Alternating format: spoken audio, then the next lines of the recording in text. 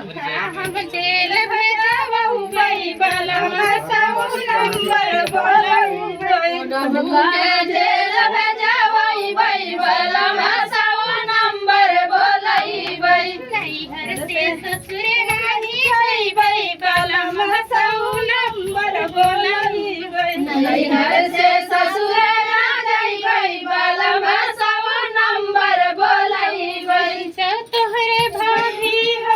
करेली झगड़ावा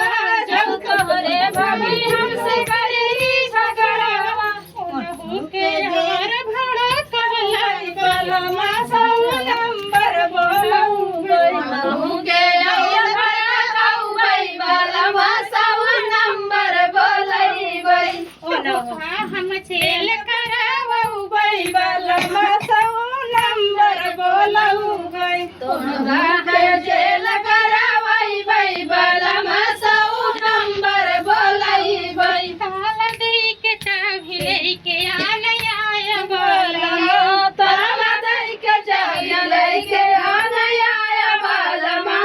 तालाई के भरोसे जानी आया बलमा अपने माई के भरोसे जानी आया बलमा तो खाई है खूब मोटाई है स्वर्ग जाई है बलमा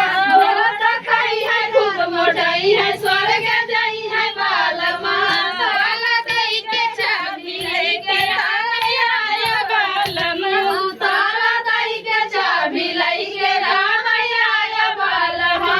अपने भाभी के भरोसे जानी आया बलमा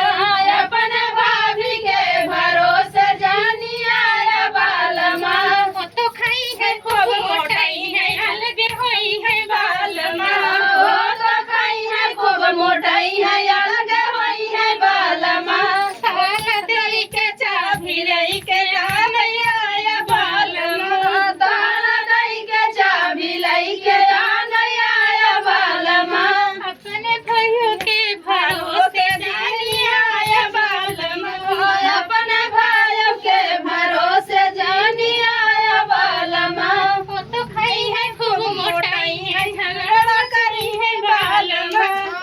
तो खाई है खूब मोटाई है झगड़ा करी है बलमा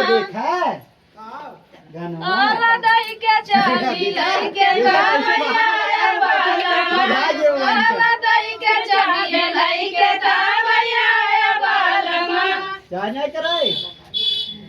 1 मिनट